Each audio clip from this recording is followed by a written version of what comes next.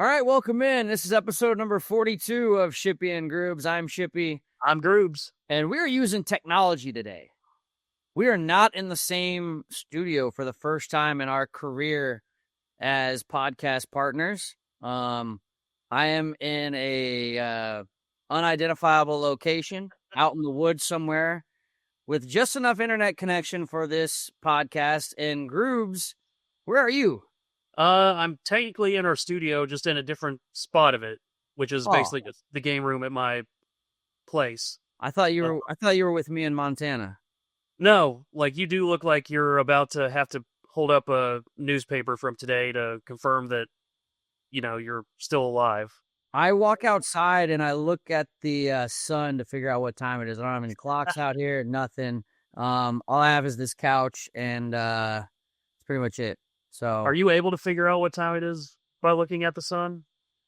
You know what's funny is when I went to Mexico last August, we were in the pool and some random guy was asking if I could figure that out, and I guessed it, and I was like 2 hours off.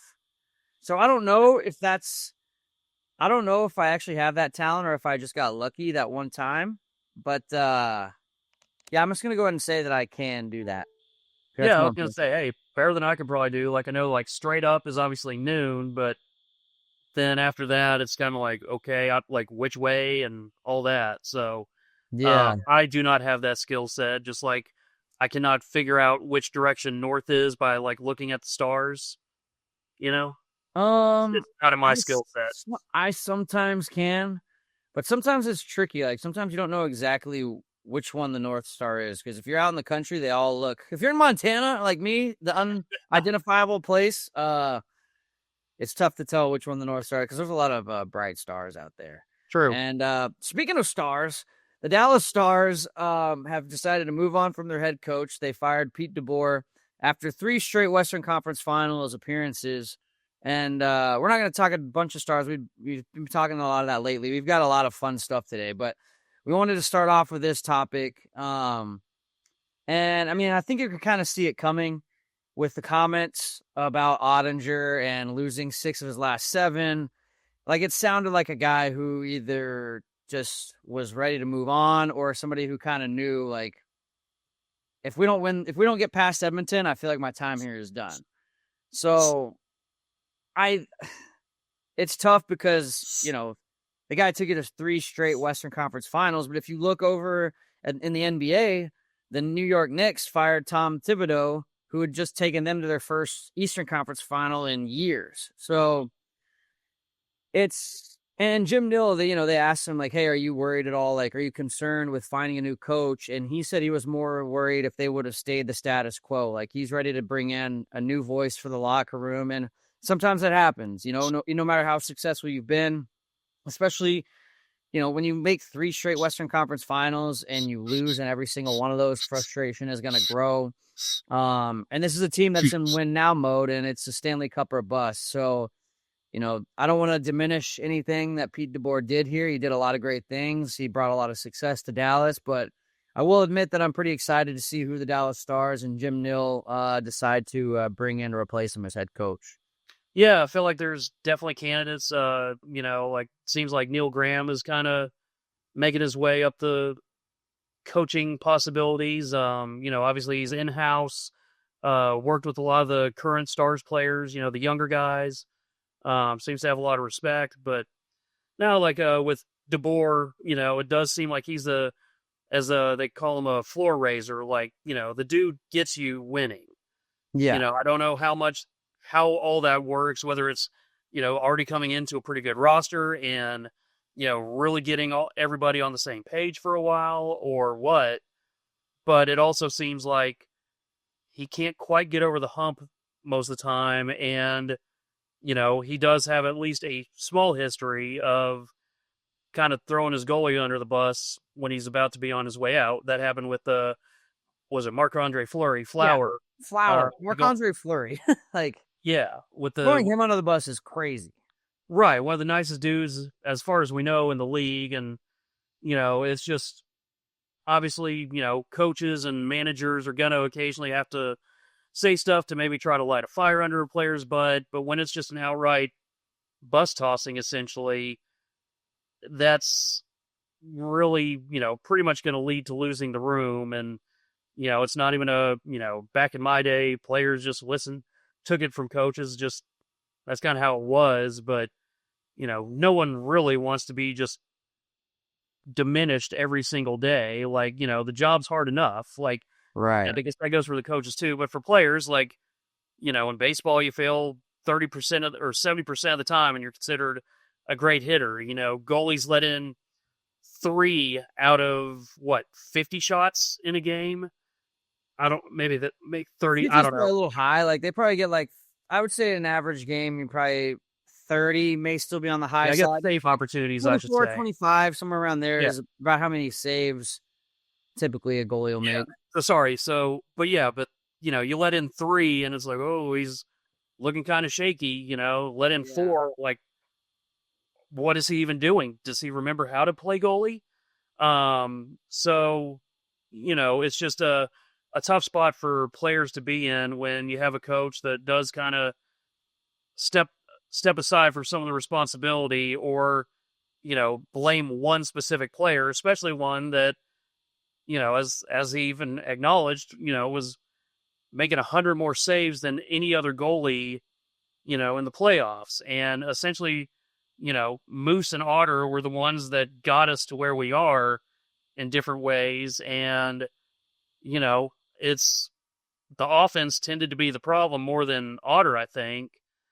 And to not really hear a whole lot, except for, I guess he did kind of throw Robo under the bus a bit too, right? Yeah, he wasn't as outright.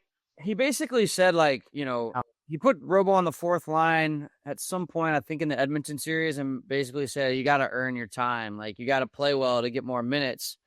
And, that brings another thing up, too. It was I think in all 5 games against the Oilers, they ran out 5 different lineups. And I wonder if there was even some frustration with Pete DeBoer going back to last season. Same situation. You're playing against Edmonton. And even though, he's the great Joe Pavelski, in that series, he was being exposed. And it's sometimes, and you go back to last postseason as well. And he was running 5 defensemen out there, and Nils Lundqvist would dress, and he would only play 2 minutes a game.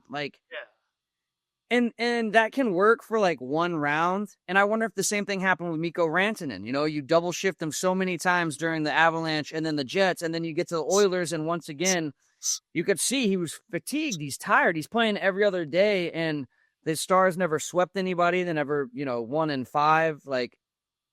Both their series went 7 and 6 games, just like the year before. And once you get to that conference final, no matter who you're playing, I mean, especially when you're playing a team like the Oilers, but no matter who you're playing, by the time they get there, you're playing every other day. Those guys are tired. And so he did better this postseason in terms of, Leon Bichel and Alex Petrovic were getting normal minutes. He was balancing the time, but, I just wonder if he leaned too hard on his veterans, and maybe in those instances, Nils Lundqvist, against Vegas, especially last year, that's a tough matchup for him, but you still have to trust the guy. He's in the lineup for a reason. You got to trust the guy, and you can't run your defenseman into the ground by having Miro or Harley or Essa out there essentially every other shift. So he just kind of wore everybody down, and the playoffs are going to do that as it is, and maybe it's just that was his best solution to find an answer for the offense being inconsistent, and trying to take some of the load off Otter by trying to figure out what to do with the defense. But I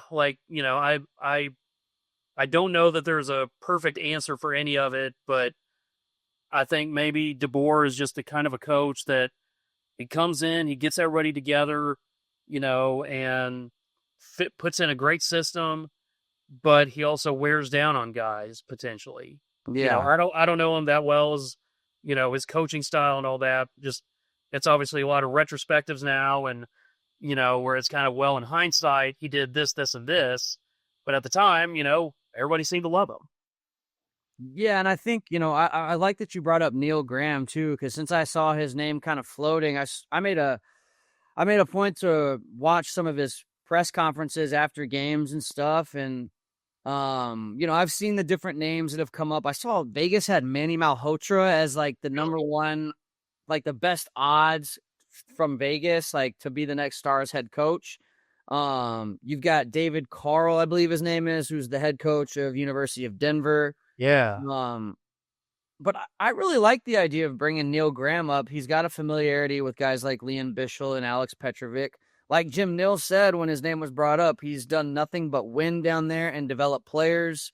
And just in the last few weeks, watching some of his interviews after the Texas Stars postseason games, sounds like a guy who like he doesn't just give you coach speak. Like he gives you like a real answer. And not saying that Pete DeBoer did that. I'm just saying him independently, it was like a breath of fresh air. He kind of reminded me of the head coach from the Oklahoma City Thunder when I first started actually working at Bally Sports when the Thunder were terrible. I was listening to this guy talk and I was like, God, this guy's really got something. Like, Yeah, Mark Dagnall. yes, thank Yeah, you. he's turned out to be great. I remember, that would have been my last couple years at Bally where, yeah, he was brought in and, I think there was kind of a brief initial thought of, they're bringing in their minor league coach. They clearly, are going to ride him for a few years so they start to get good and then get rid of him for a more established guy. I think that was kind of the media thought behind it at the time, but he's turned out obviously to be really damn good, fully in line with Sam Presti, and there's something to be said for that. Like, that's something that will be interesting is if they do go with someone like a Neil Graham versus feeling like, hey, we think this team obviously is right at the doorstep. We got a bunch of veterans in the room that don't need to be told what to do, but do we want to bring in a more veteran guy? Like I did see Peter Laviolette. I can never pronounce his name properly. Laviolette, yeah, Laviolette. Know that. But Laviolette, yes. yeah. But I think it really would probably make more sense if Neil Graham hopefully interviews well or, whatever he needs to do to prove that he's the guy for the job, that he maybe is a front runner. But definitely curious to see how the coaching search looks because there's not going to be a whole lot of opportunities for coaching candidates to come into such a borderline, turnkey, ready to go potential championship team. Well, I think like, obviously we had a lot of fun with the eye emoji thing that happened and the Dallas Stars are going to be making changes this offseason. It's like, well, yeah, they have like 6 or 7 unrestricted free agents. They've got Maverick Bork, who's a restricted free agent. They don't have a whole lot of cap space. Like they're going to have to do some. Jim Nils got his work cut out for him, Yes. But he's the 2-time reigning NHL GM of the year. He could win again this year. He's one of the 3 nominees. But I've seen like that they've got a lot of changes that are going to need to be made because if you watch this team, they weren't physical enough against Edmonton. I mean, if you watch the Stanley Cup final game 3, it was a blowout. And even in games 1 and 2, they're out. Edmonton went and got tougher this last offseason because they were expecting to play Florida and they knew from last season, like, hey, we got to get tougher. We got to get bigger. I think that's what the Stars need is right now we're too finesse and maybe, I don't know, not sticking up for Rope when he got slashed on the foot. I don't know if that came from the coaches or what, but there needs to be somebody like Darnell Nurse should have had to answer for that, or Evan Bouchard. Sorry, like somebody should have challenged him for slashing your top line, one of your top 3 players on the team, slashing him on his broken foot or his fractured foot. Somebody's got to like step up to the plate and make them answer for that. So I hope whoever comes in, and that's one thing that they asked Neil Graham about in one of their playoff games. There was like this huge fight at the end of the second period. And Neil Graham's response was, hey, like, that's what you got to do in playoff hockey sometimes. You got to answer the bell. I don't mind the physicality. I don't mind the fact that they, we're getting into it like that. That's just competitive postseason hockey. Tempers are running high. Both teams want to win.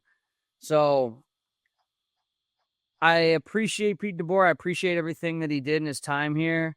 But I am really looking forward to seeing, if it's Neil Graham or Manny Malhotra or David Steve Ott. Carl or somebody we don't even know, Steve Ott, maybe. I haven't seen his name floated around, but how fun would that be? Like, Yeah, and I think that's partly just, hey, to have a former, number 29 Otter, have two on the same team, but yeah, sounds like he is a coach with the Blues, I think. Where, I don't know how much Neil is really into bringing back former stars, players, or coaches, Ken Hitchcock notwithstanding. But, I do think that someone along the lines more of a Neil Graham, Neil was on the ticket on Monday talking about younger coaches and, using Jim Montgomery as an example. Obviously, we kind of left here on less than great terms, but that was more a personal thing. And now that he's kind of back on track, he's been with the Bruins and the Blues, and, Chris Knobloch, the Oilers yeah. guy, was a guy that, didn't have a ton of experience, but came into a really good team already. So there's definitely precedent, and Nils at least acknowledging that he's not afraid of that possibility. Well, and I think Chris Knobloch's a good example too, like of bringing in somebody who hadn't been a head coach before. I don't believe hadn't been a head coach anywhere else before. Here's your first opportunity. Obviously, you've got the blessing of having Leon Draisaitl and especially Connor McDavid on your team. That certainly helps. But bringing in somebody that's new, but he got up to speed real quick. I mean, against the Stars, like he clearly had their number the last two seasons. Whatever the Stars tried to do, he had a counter for it. And I'm excited to see, the Stars hopefully bring in that next up and coming guy, or that giving that guy his first shot as an NHL head coach. And like you said, I think Jim Nill is at the point now where he's like, we don't want to retread. We don't want the Peter Laviolettes. We don't want the guys who've already been doing something. We're looking for the next Peter Laviolette or the next Barry Trotz or the next great head coach who's going to come to Dallas and be here for the next, hopefully, decade. The Stars have been through a lot of head coaches in the past 10 years. Yeah, maybe. I was going to say Jim Nill's probably tired of hiring new coaches and all that. And, that does also say a lot, though, about Jim Nill and the job that he's doing overall, that you can go through 6-7 head coaches, a couple of them weren't necessarily either his decision or choice, and, Hitch and Monty, but he is able to survive through all that because he's put together such damn good teams that ultimately it does kind of become more on the coach, not delivering results rather than Jim Nill not delivering the players and the drafts and all that. Like, Nill is basically giving you as much of the groceries as you could hope for to, run a high-class restaurant. Right. And so Ashland Starr. Who the next coach will come in and he's going to be set up for success. You've got Mikko Rantanen, Rope Hintz, Miro Heiskanen, Esa Lindell, Jake Ottinger. You've got the core of a team that's going to be really good for a really long time. It'll be interesting to see what other moves they make. If the Stars try to get bigger this offseason, maybe they try to get a little tougher. It's going to be a really interesting offseason. So all the eyes emojis are being posted right now for the Dallas Stars and what's next for a really, really good hockey team that's in search for the head coach that'll hopefully take them to that next level and help them make that next step. So just looking forward to see how the rest of this unfolds. Now, speaking of the Dallas Stars, this isn't exactly Stars related, but it also kind of is. If you have attended a Stars game, you know that it's a good chance that you're going to hear a song by the Killers played. I mean, I'm a fan of the Killers, but, when it comes to coming up with something new and trying to start more sing-alongs in the NHL, one of the first sing-alongs I brought in was Mr. Brightside. Well, Grubes sent me this link And this is an unknown band at the time called The Killers performing their new song, Mr. Brightside, back in 2002. And this is 2 years before the song would actually be released.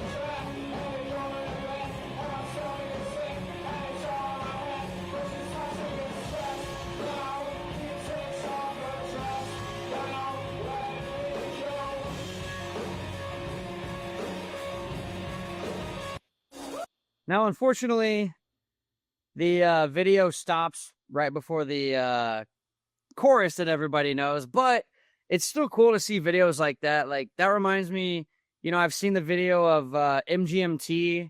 Have you seen this clip going Yes. around where they're like playing, I think it was Electric Feel or no, I think it was Kids. Kids. Yeah. They're playing Kids, and there's like 8 people there, and they're just jamming out like in a park somewhere. And this is before that song blows up and they blew up, but it's just cool always to see kind of people at their roots. I've seen like videos of Travis Scott like putting on a crazy show in front of 10 people, 12 people, and then it transitioning to him like performing for sold out stadiums. So just really cool always to see videos like that and where people started their journey. Yeah, where you can tell, I'm pretty sure, you're the drummer, but it feels like they slowed it down just a little bit. The final recording, I should say, is slowed down a little bit from, that version. And obviously live, you tend to play a little faster anyway. And, tempo can get lost at times, but, kind of really polishing it, over those 2 years. And yeah, but you can still tell that it's got the bones of something that feels like it's going to be important, potentially iconic. So yeah, I love stuff like that. Yeah, and it definitely turned out to be iconic. I mean, every person I'll play that song like in a nightclub, at a bar, like it doesn't really matter where I'm at. Like I'll play that wherever and you will get the people going. Yes. It's not quite My Humps Lit as in Blades of Glory, but it does get the people glowing. Another thing that gets the people going is chicken tenders, or at least me. I don't know about you. Chicken tenders will get me going. This body is made on chicken tenders. Say that again? This body is made on chicken tenders. Oh, hell yeah. No, me too. And dino nuggies, dude. Don't sleep on the dino nuggies. Well, we also love superstitions on this show, and we have a classic case here where this gentleman who is a Florida Panthers fan, he orders chicken tenders at the start of a game and holds on to the biggest one to give the goaltender good luck. So there's no you see him here, he's got the chicken tender in his hand and he just holds that thing just to give Bob good luck. There's pictures of him going crazy, celebrating goals while he holds it. So yeah, it's sports and it's and it's just the insanity of superstition in sports that we like to talk about. And obviously the Panthers now up 2-1 in their series on the Edmonton Oilers. So I don't know. Chicken tenders for the win, I guess. Do you have any superstitions like that when it comes to Rangers games or anything? Not especially. I'm sure that I would always try to make sure that I got to come back and sit in the same seat, if I left with, my group, or,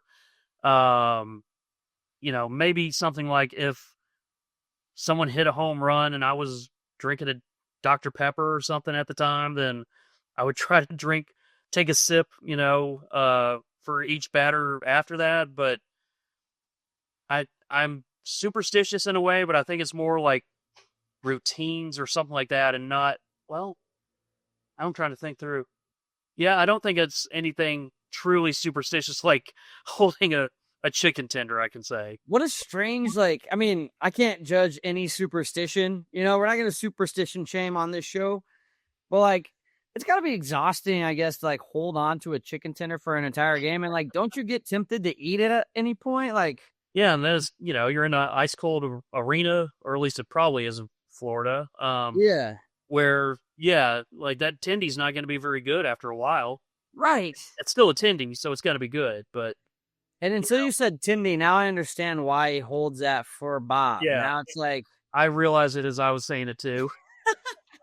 I hadn't put that connection together. Like, we had talked about doing this story, and I had never even put that that correlation together. But Yeah, just figured maybe he was eating chicken tenders at the time, and Bob had a shutout or something. But like with our Dallas Stars ice crew and Max and the gang, they we scored while they were holding a hot dog. Like there wasn't a true connection with the hot dog. That's just how it worked out. yeah. But yeah, with this, it's obviously, or we're assuming that tendies for tendies. Now, if you go up when you go up 5-1 or 6-1, like, is that the point where you can eat the Tindy, or do you just Or just, you just have to keep hanging on to it just Right. because? Or are people now like, are people starting to like make up superstitions just because like other superstitions have gotten attention and gained traction, and now they're like, yeah, I totally hang on to a chicken tender during the game to help out Bob, the goaltender. Like, I don't know. Yeah, we don't know. We don't know what's real anymore. We don't know what's real anymore. Everything's AI as far as I'm concerned. And ChatGPT is down, by the way, apparently. Oh, really? I haven't even tested it out. I've used it like 4 times now, but if it's still out after we're recording this, I'm going to be absolutely devastated. We've got, on this show, we also love the classic F-bomb being dropped on the broadcast. And here we've got, I'm really glad you said this to me. I've been watching it a bunch. This is Burns and Bobby Ryan getting hit by a puck seconds apart and both screaming the F-bomb on national television. Tries to do the moving around.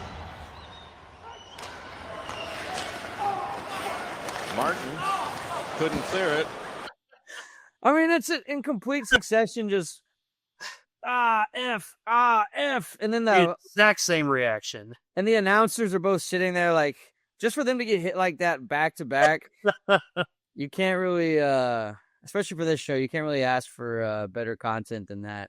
Glorious. It makes me think of our buddy, God, what was his name? Razor up in Buffalo. Yes. Oh crap! Do you have it, or I can? I don't have it, but I mean, nothing will dethrone that for the greatest F-bomb in broadcast history. I don't think, but those two are pretty strong. Yeah, maybe at the end of the show, I've got the link. That could be our moment as in at the end of the show. Yeah. But so we've got we talked about last week the TikTok trend where everybody's telling people their homies good night. Well, now Micah Parsons, a guy who definitely likes to jump on trends and try to insert himself into everything, I feel like he jumped onto this. He called a bunch of his teammates. His teammates are young and hip, and I think they all knew kind of the trend. But the best part is here he calls new head coach Brian Schottenheimer. He calls him Coach Shotty to get him in on the trend, and his reaction's pretty great. What up, buddy? What up, Coach? What you doing, man? You all right? Yeah, I just wanted to say goodnight. Okay. I love that, bro. What's going on? Y'all good?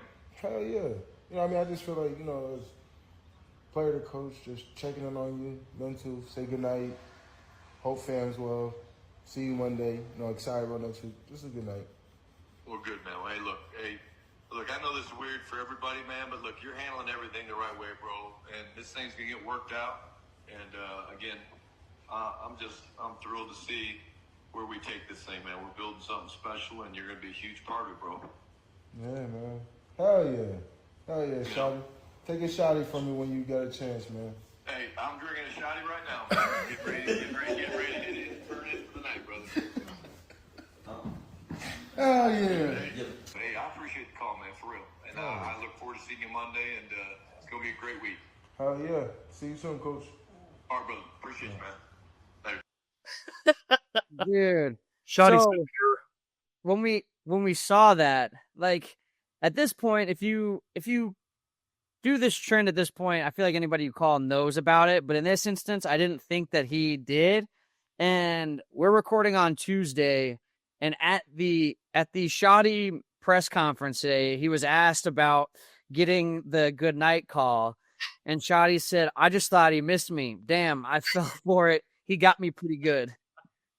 Like, but you know, when we first, you know, when the announcement was made that he was going to be the next head coach, a lot of people clowned on him and a lot of people made fun of him, and he may still turn out to not perform well as head coach. That's all remain to be seen. But what I will say is, in the time since then, the more that I've gotten to know him, or the more that I've seen stuff like this, or like the, you know, him drinking a shoddy on the golf course with CeeDee Lamb, like the more that I've seen, the more that I really like the guy. And I am rooting for him, obviously, as a Cowboys fan, but also he just seems like a good guy who maybe in the past just didn't have the right situation around him.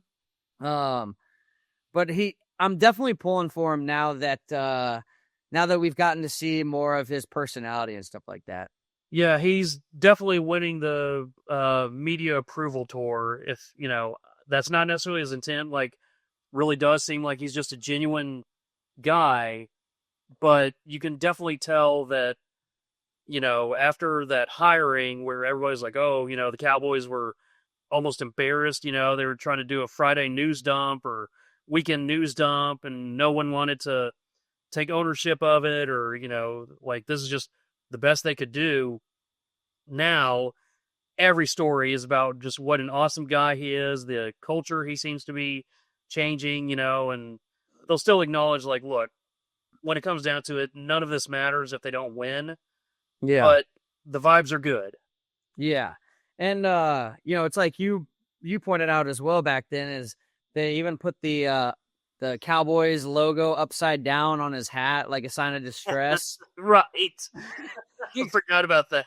All the signs were not very good early on. Like, Yeah, the there was record that people were pulling, like the quotes from his previous stops, like it seemed like we were already in distress and we hadn't even given the guy a shot yet. So yeah, like there was just no way that this was going to go well at all, and it still might not. But yeah, I at least, you know, it's kind of nice to see and hear from a coach that does seem to be that breath of fresh air that, you know, Neil kind of mentioned with the Stars. Like, yeah, you know, sometimes you just need a positive guy, and, you know, if and when Shoddy gets fired, they'll probably go back to the disciplinarian. But right now, it is kind of nice hearing, you know, that the players like their coach.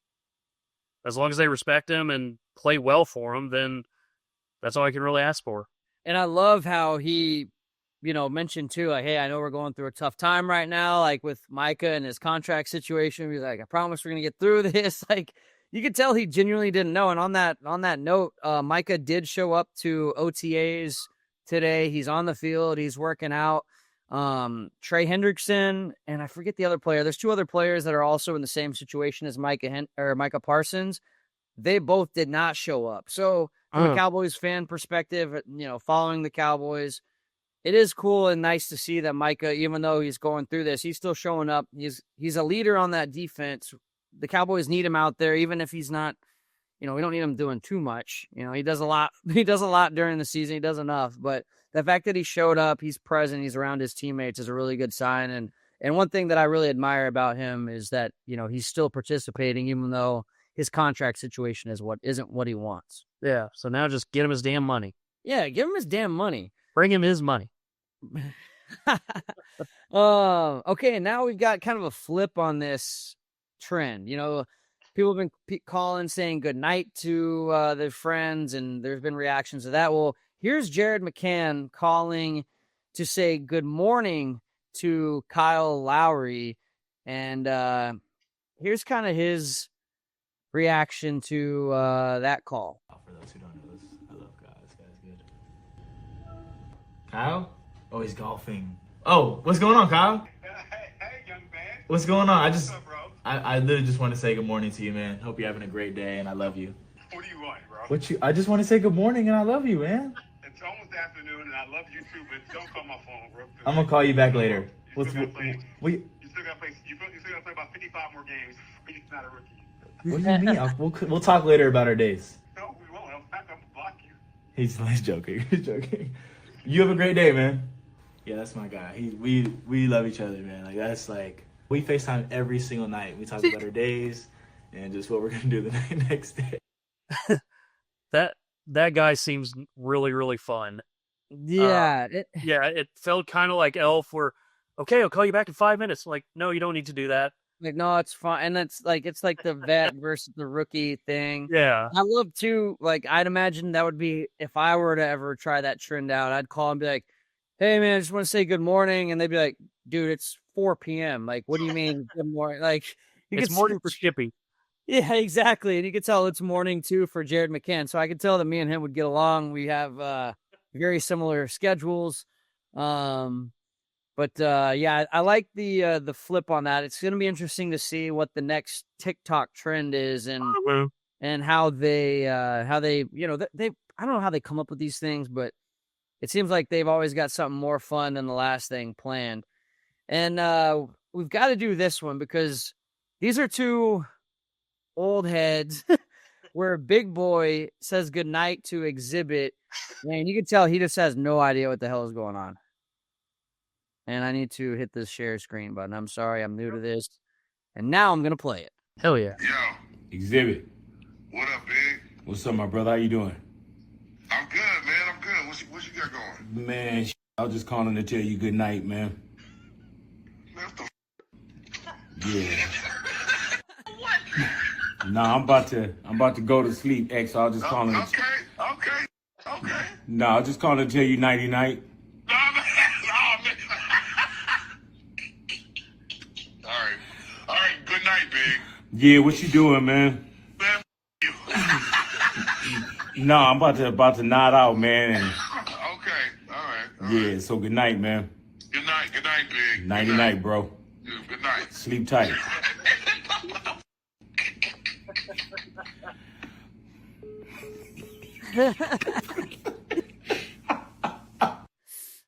I had no Dude, idea. the nighty night, Great bro. laugh.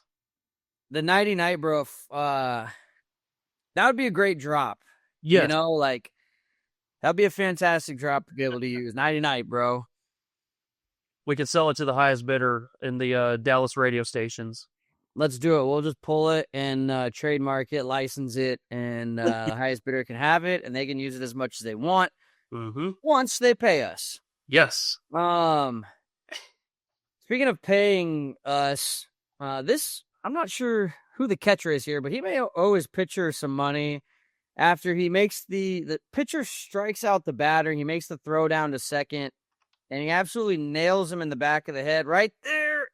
And actually, it wasn't on the strikeout; it was on the warm up where the pitcher the pitcher gets done warming up, and now he's got to be subbed out of the game most likely because he gets drilled in the back of the head with a baseball. Brutal. Yeah. Like, I sent this to you a few days ago and we kind of had a little talk about, I played catcher growing up, you played pitcher growing up. And, yeah, that was always one of my fears. Like, thankfully I didn't have a very good arm. So even if it did hit my pitcher, it wouldn't really hurt him. But I always had that fear that the pitcher either didn't lean down enough or maybe I would like have too much, sail in my throw or something and wind up hitting him. And it sounds like you had a similar fear just from the other side. Yeah, I mean, I would never turn my head like that. Like I would throw the pitch and I was looking because we obviously got nowhere close to playing professional baseball, so that factored in. But I was always like head on a swivel. Like I'm not gonna get hit with a baseball in the head after a warm up throw like that. Yeah. So not fun for the pitcher. Hopefully they're okay. But yeah, I'm kind of surprised it doesn't happen more often. I guess maybe not in the majors like you said, but pretty much any lower level, like that has to happen multiple times a day, really, probably. Oh, Yeah, it's got to happen a bunch. And this is something you don't see every day for sure, where you've got a member of the grounds crew in San Francisco, it looks like. Detroit. Oh, in Detroit. They're in Detroit. The grounds crew member gets hurt. They show him on camera, and he's not happy about being filmed. So we're going to have a little bit of a delay here. That you do not see that very often, but can't do that. Yeah. I mean, I feel his pain. Like, it's got to be humiliating enough as it is to get hurt on the grounds crew. But then you look and you see a camera probably with the red light on, like, oh, I'm on TV right now. Mm-hmm. But still, that's not the way to, you can't, there's kids watching, man. Like, nobody's making fun of you. Like, I don't know how he got hurt. Looks like he hurt his shoulder. Yeah, crew member's left leg got injured. And I'm not seeing any word on whether he got fired or not, or disciplined or anything like that. But yeah, he probably didn't need to do that. No, and you saw like the member of either the medical team or the grounds crew kind of like cover his hand up, like, hey, dude, like, what are you doing? Are you really, like, it doesn't even matter if there's a camera behind me or not. You're the center of attention right now. There's no way. Yeah. There's still other saw that. There's still other fans and all that can probably see that. And yeah, just not recommended. Not recommended at all. Now we head to L.A., where Denzel Clark, I mean, it might be a little early to call it the catch of the season, but I don't see anything topping this one. And this one to center field. Denzel Clark on the move back after he stepped towards home plate. He makes another catch! Oh my God! Back-to-back weeks where he wins the electric play of the week, and he's already on the leaderboard for this week! You go ahead and book it. I've heard the list. I've seen the list of the greatest catches you're ever going to see in your life. If you don't have room for this one on your list, we're watching two different sports. I mean, Denzel Clark climbs the ladder and then hangs out. You want to talk about playing above the rim, folks. This ball is out of the ballpark by 5-6 feet, and Denzel says, nay, nay, give me that back. Dude, I am telling you, that is an insane catch. And Denzel Clark has had two other catches in the last couple weeks that are like really damn crazy too. In the link below that. You want to see him right now? I think we have to. Let's watch him. A different look here. He puts a swing on it to center field. Denzel Clark going back towards the wall and leaps up for the catch. Crazy, that last one makes that look like nothing. Clark showing off the speed and the Spider-Man skills back on his home turf. 1-1. That's hit deep in the air to left center. Denzel Clark on the run. He's still going. He's still going. He reaches out. And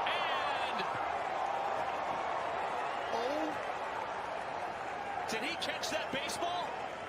Oh my goodness, he caught the baseball. Oh my God. We watch this one again. Yeah. Denzel Clark on the move back after he stepped towards home plate and makes another catch. Oh my God. Back-to-back weeks where he wins the electric play of the week, and he's already on the leaderboard for this week. I love how everybody just looks shocked after that catch. Like they just saw God or something. Like, I mean, you just saw catch. You saw the catch God, I guess, is what we can call him now, because the only thing that I could ever even compare that was the Gary Matthews Jr. catch. Yeah. And I was actually at that game with my dad when that happened.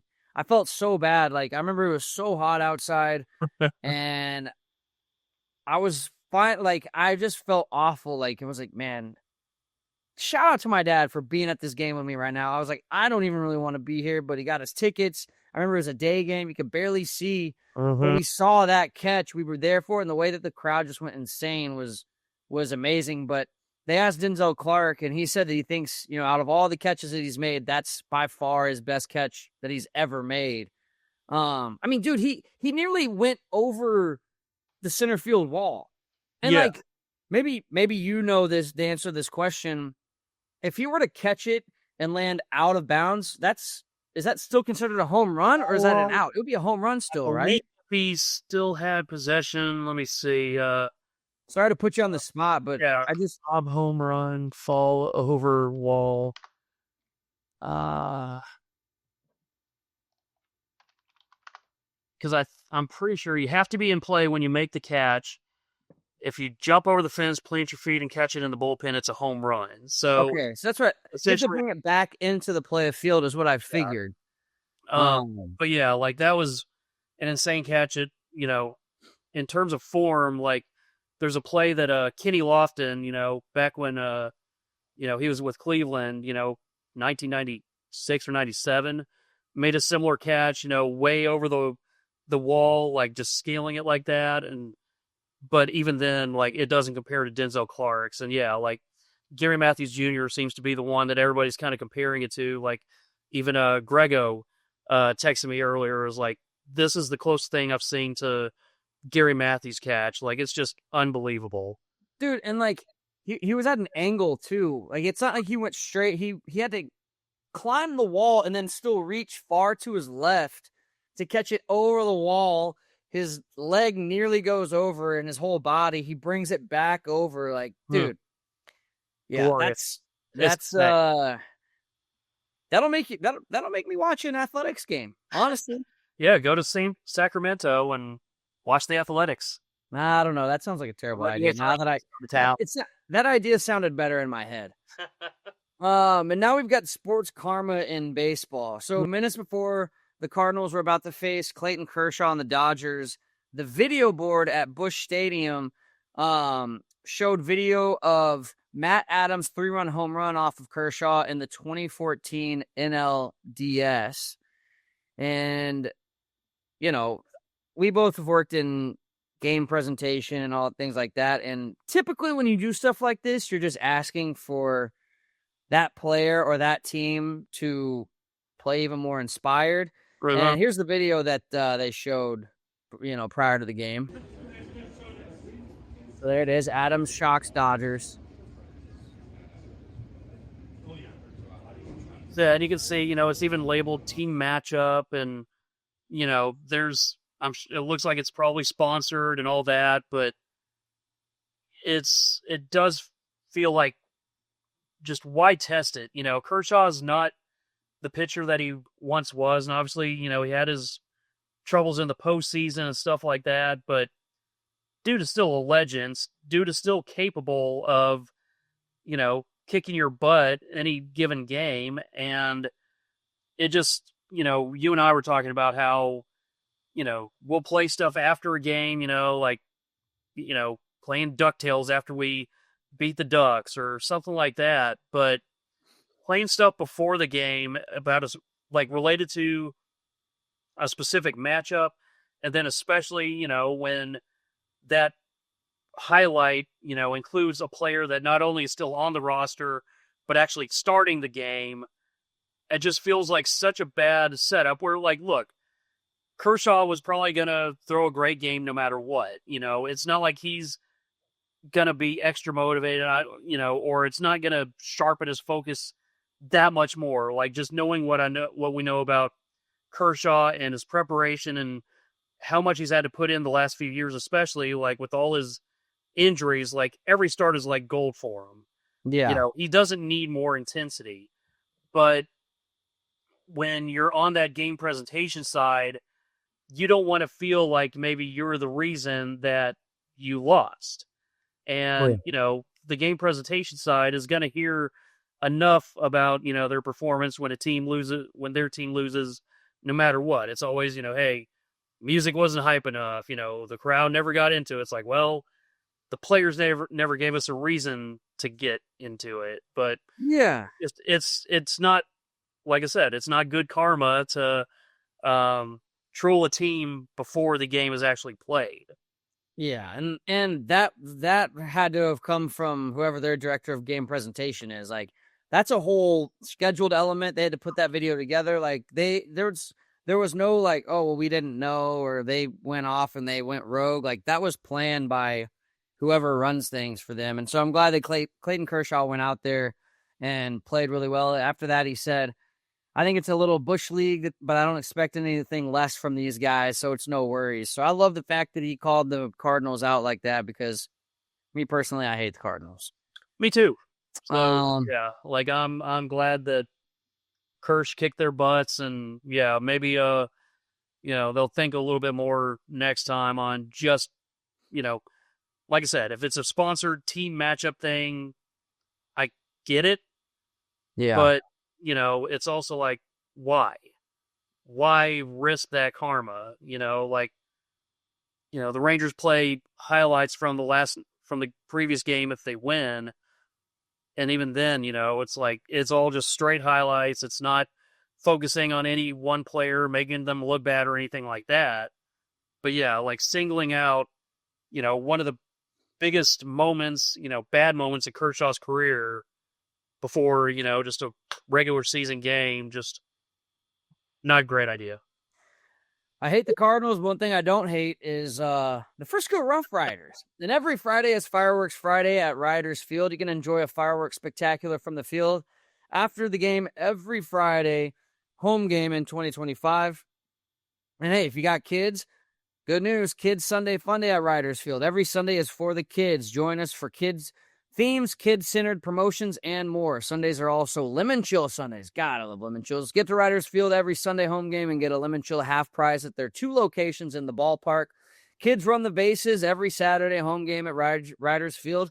Kids can be like the Rough Riders and run the bases after every Saturday home game in 2025. So if you want to have some fun, just head out to a Frisco Rough Riders game.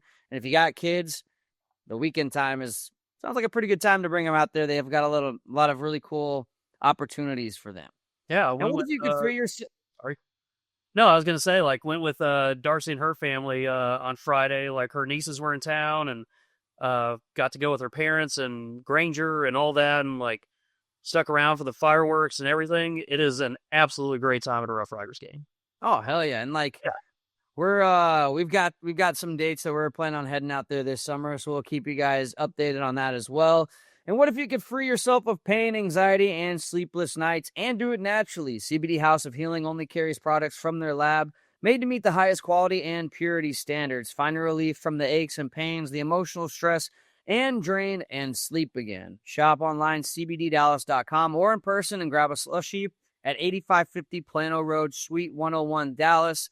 Begin your healing at the House of Healing, and we'll be out there June 19th. So make a plan, make plans to head out there and hang out with us. It'll be a good time. Last time was a blast. I still think about it often, and I'm looking forward to this next trip out there on the 19th. So really cool stuff there from the both the Rough Riders and the House of Healing. Now we got some, I don't know if it's cool stuff, but just interesting, funny stuff from ESPN and their finals coverage, where I guess in game 1, they forgot to put like a finals, like any type of final signage on the court in OKC. So I guess sometime during game 2, they realized that they screwed up and they didn't have those. And they basically put like a clip art version of the Larry O'Brien trophy. And once, I guess, in game, they decided that it looked terrible or that they had made a terrible mistake. And so then they put the NBA Finals logo powered by YouTubeTV.com powered by YouTube TV. Or maybe they were like, hey, we actually need to satisfy this sponsor element. But whatever happened, ESPN dropped the ball big time for their finals coverage. And what I always thought was something that was on the actual court, even in the finals last year. I thought it was on the court. It wasn't. That's something that's like a staple every year, is to see that during the finals. Yeah, it's very weird. Like, I guess it makes sense, you know, the last few years that it's digitally superimposed because, you know, you can switch out a sponsor or something like that. But to not have it at all the first game, like, I still haven't been able to determine if it was intentional and, you know, or that they maybe just had a glitch in the graphics. But like, Adam Silver was asked about it either after that game or before game 2 and said, yeah, it's something we're looking into, bringing back or something like that. And, next season next year's final, we plan on having it back. And it's like, okay, so, but then they come back with game 2 and it's back on the court. I think somebody forgot. I think somebody's made a mistake on the broadcast side and they forgot to put it in, or it didn't have the, YouTube TV sponsorship ready. So they left it off because somehow that would be better. Well, because YouTube would be pissed. They'd be like, hey, we paid all this money for our name to be on that. Well, how are you going to put your NBA Finals logo without YouTube TV on there? Yeah.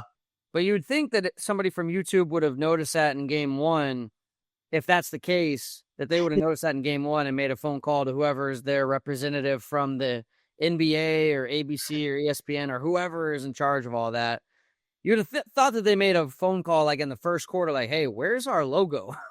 Yeah, and not, initially putting up like you said, a clip art version of the Larry O'Brien trophy that just looks so pixelated and so off color and all that. I don't understand it. Yeah, I don't understand it either. What I do understand is the decision to put Boban in Happy Gilmore 2. I didn't know I needed to see this, but I did, and I'm so glad I did. But Bobby as the your ball struck my foot guy, that is just absolute cinema as that one. Perfect casting. Perfect casting. I mean, when I first saw it, I thought I was looking at, I thought it was almost AI, honestly. Or is it AI? It can't be. I don't know. But he looks like he was born for that role. And, you see, or if you've seen John Wick, he did a great job in that movie as, the guy who fought John Wick in the library, I think it was. So I'm happy for Boban and that he keeps getting himself roles. And this is honestly the perfect role for him. So yeah, that, Richard Kiel, I believe, was the name of the guy that played Frankenstein in the first movie. Yeah. And, he had a very unique look, very tall, very big, very intimidating. And yeah, that's not the easiest role to cast.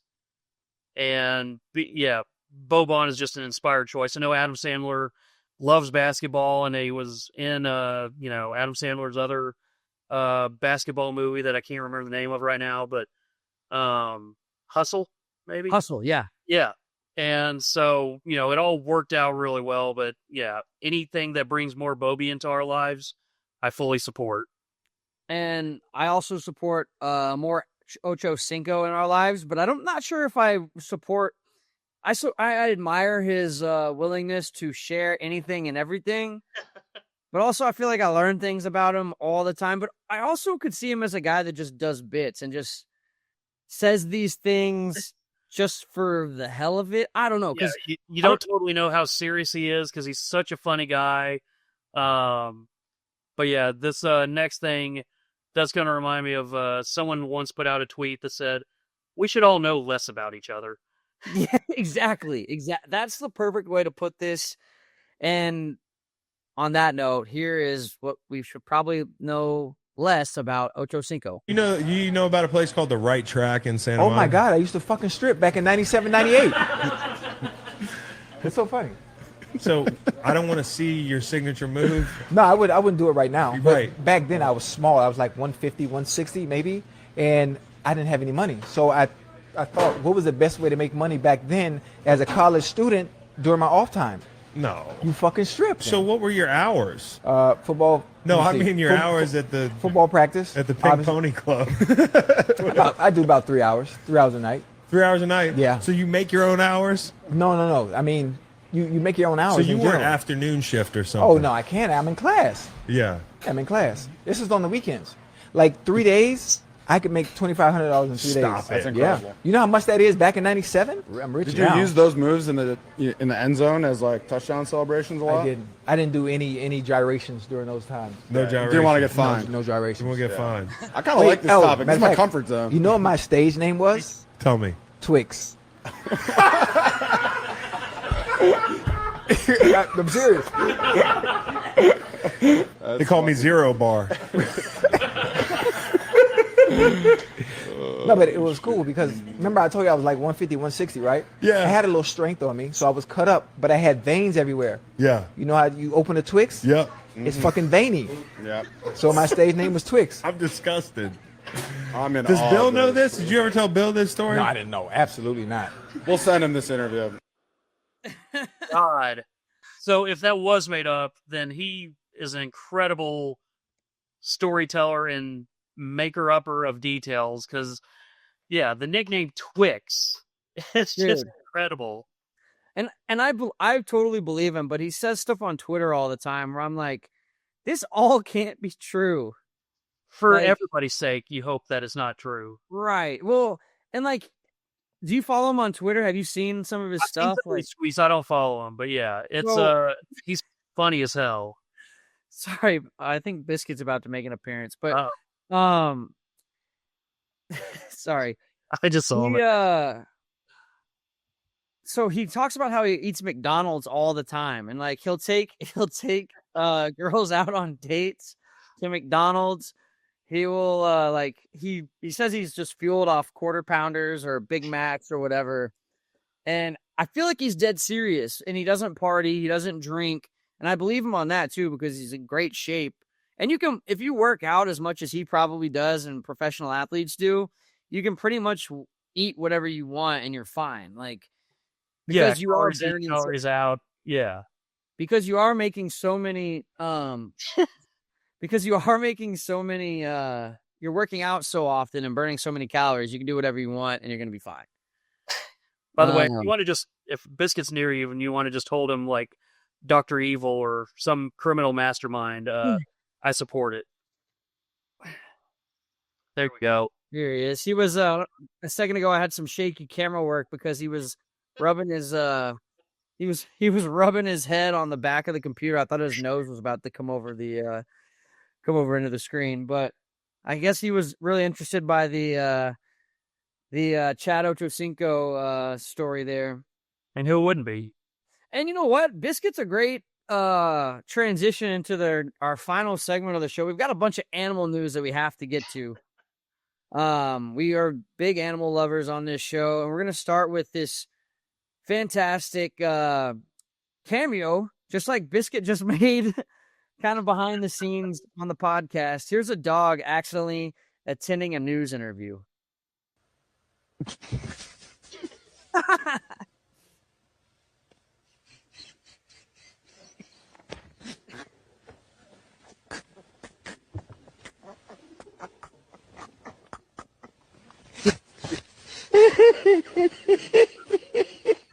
Look at that dog. Just looks so serious at the start of the interview. So where, like, did they cut to Arizona, USA, where there was supposed to be like a doctor or something, and there's just a golden retriever staring back at him? I guess, like, I would imagine the, newsroom was aware, but they're like, well, screw it. This is too funny and not to let the dog show up. But yeah, like, just wait, sweet little puppy.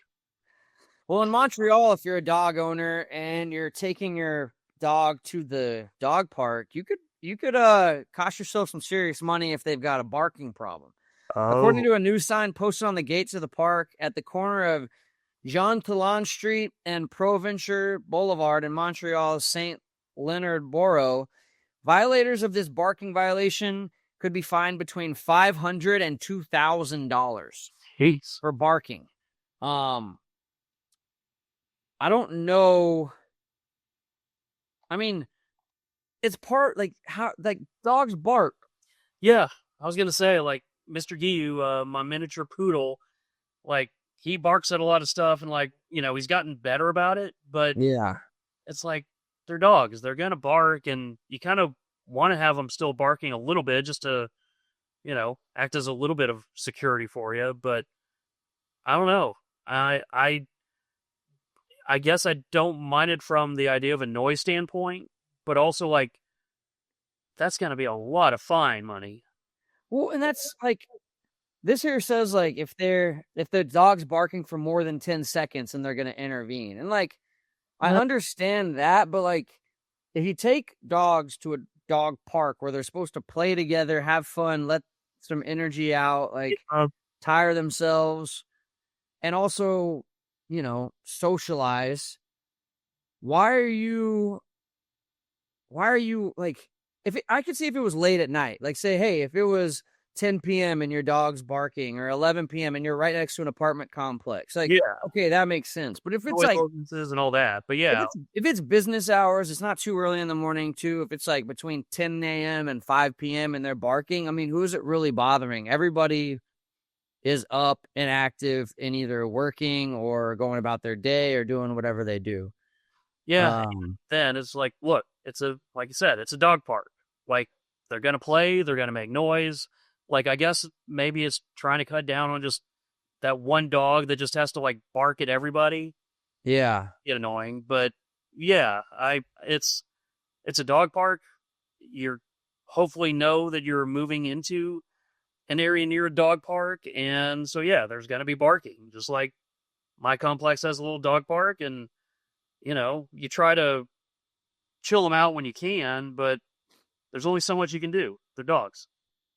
And we're going to keep things in Canada here, as we have maybe one of the most incredible stories I've ever seen in my life. And they, these people from Ontario, they're in Oxford County, Ontario.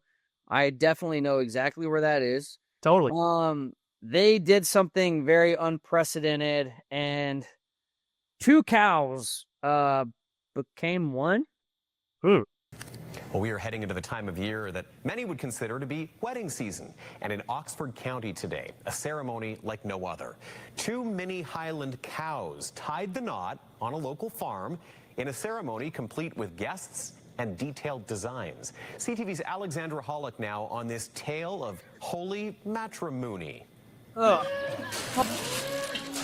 Here comes the bride. All dressed in white, Muriel the mini Highland cow on her way to greener pastures to wed her beloved bovine, Rhett. I'm angry. Muriel, came to the farm, and then we needed to get her a friend, and then we needed to get her a future boyfriend, and we went on a search for Rhett to find the most beautiful, handsome boy for her.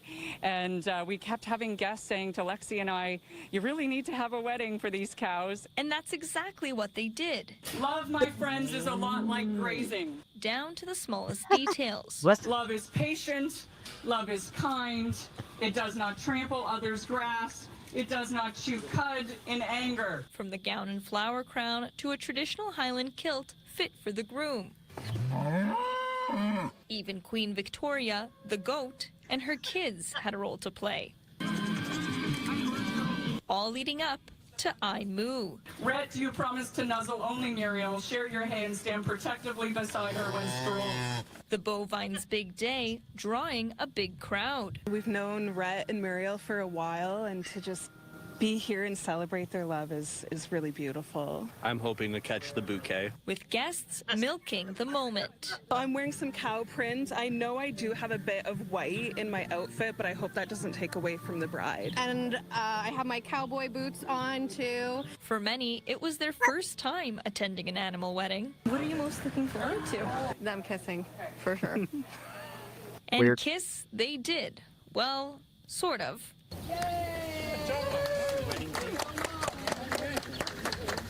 Staff here at Utterly Ridiculous Farm Life say they're hopeful Muriel and Rhett will have a happy honeymoon, and maybe in 9.5 months, everyone will be back for the baby shower.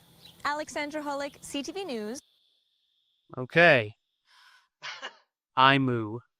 Dude, so I had to play once I watched the news clip, first of all, can you imagine being like the reporter that's like, hey, we need you to go out to whatever county, Oxford County, and we need you to go out there. We've got a wedding we want you to cover. It's 2 cows. It's like, when you went, I did broadcast journalism in school, and they made me do a lot of stuff like this. Like, I did a story about like Jefferson City and like the new flowers they were bringing in to like to like spruce up downtown or something. So these stories happen, but like, I don't know. I had to bring that to your attention. I had to bring that to everybody's attention because I don't think I've ever heard of any two animals getting married. Like I know like a penguin will give their spouse like their favorite rock or something. Oh, yeah. I think is what right. But I'm a big penguin ceremony. Yeah. I'm not sure about an actual ceremony, but hey, if it makes people happy and makes the cows happy, then that's pretty cool, I guess. It is pretty cool. And, you know, love is love. They're cows. Yeah. We celebrate all love. Let them be in love and get married. Yeah. And now we've got a story about a runaway zebra. Like this is a starting point for another, oh God, what are those movies? Like a heist? Madagascar. I feel like this is like a scene from Madagascar. And where let's see, Ed the zebra was seen hanging from a helicopter after being delivered to his owner. This happened in Tennessee, and basically the zebra's owner said he only had him for a day when the zebra escaped.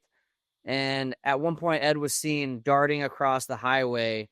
And here is Ed being helicoptered.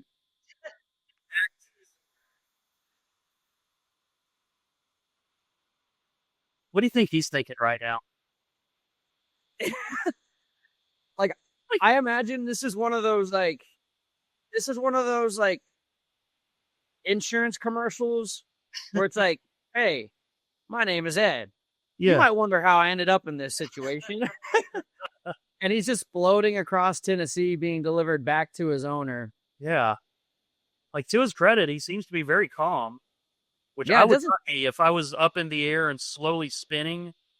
I don't think I'd handle that very well. No, I don't think so either. He handled it a lot better than either of us would have.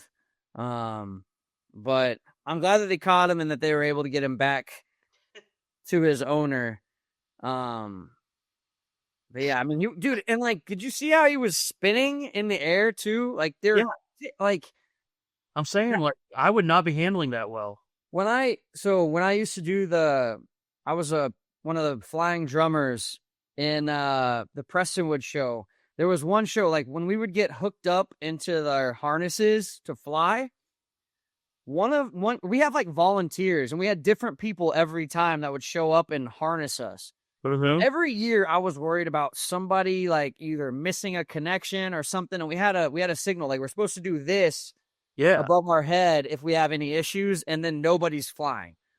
Well, one of my last year, one of the last shows that we did, I had another new person come in, and I appreciate them. I know they're not getting paid to do what they did, but it was also like, it would have made me feel better if we had like a legit crew or like the company who did all that. Like if we had one of their, employees helping us out with this. Well, somehow we got my wires crossed. Or something, or they were just a little bit off because they had to be straight up and down, so they bring us up. Mm-hmm. So I started floating in the air, and like I started just like spinning back and forth. Like, I mean, I don't know if I have video of it. I need to look. I'll see if I can find it.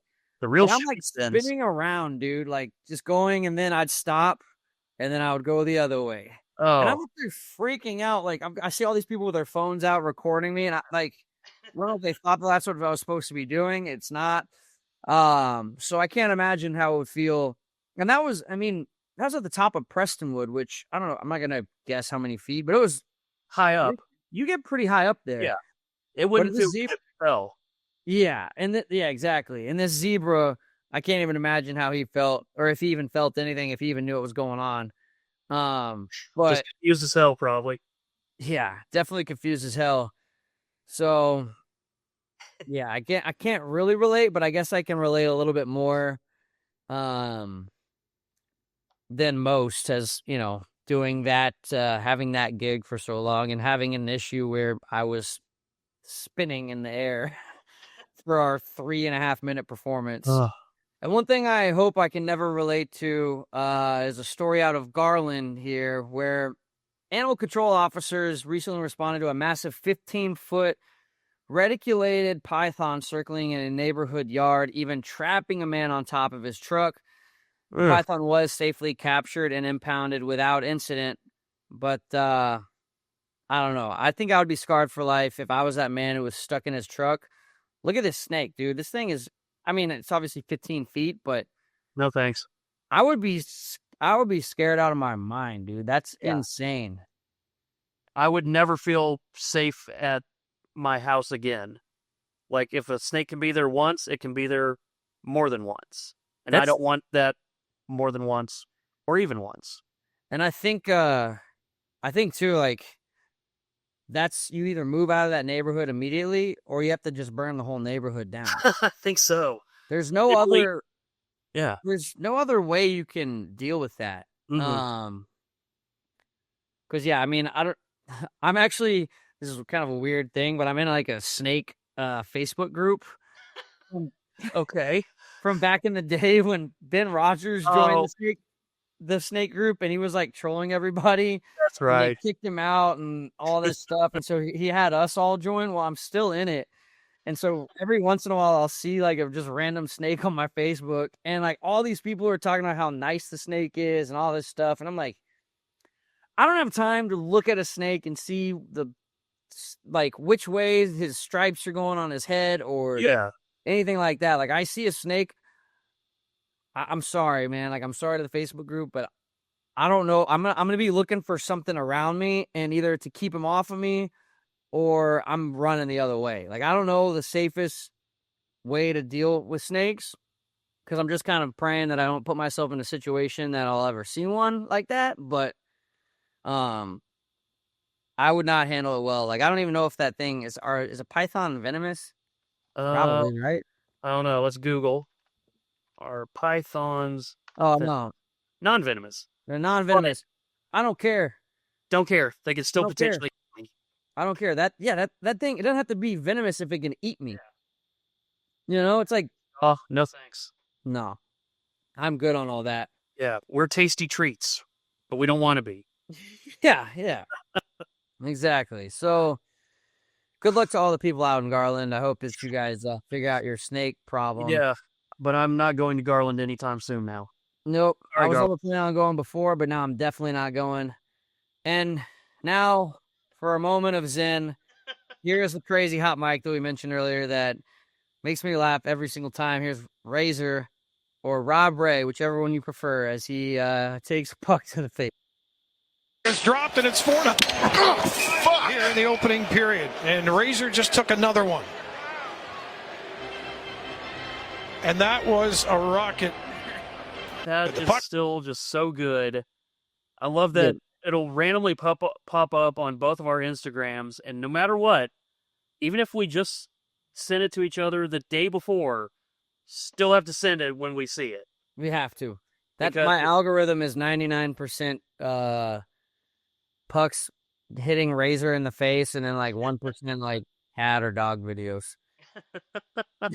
So it's so we had good. to play that for our moment of zen this week. I think I'm good. I don't have anything else to say. Yeah, I don't know. I'm ready to go home. I'm ready to go home too. I'm here. I'm in Montana still. I know you got a flight ahead of you, but yeah, I got a flight ahead of me. But I look forward to being back. The off season's been great. I'm off the map as long as possible. Thanks to everybody involved with episode number 42. We did this one in honor of Jackie Robinson, Marion Rivera, and Barry Church. And we look forward to episode 43 next week. Thank you to Ashley, the voice of God, for making us sound good and look good and teaching us how to technology. Thanks to Yvonne somewhere out there in the world who is normally helping out with this stuff. And thanks to Stolen Water Media for putting this on. Thanks to Frisco Rough Riders and CBD House of Healing for sponsoring us. Man, that was a lot of words, Grubes. We did it. You did it. You did it too. No, but you did more words. I think we did it. For being honest, you know what? We're a team. We are a team. Both of us. We're Shippy and Grubes. I'm Shippy. I'm Grubes. And we're out of here. We'll see you next week. Good luck out there to everyone, especially those people in Garland that had to deal with that 15-foot snake. We're truly sorry.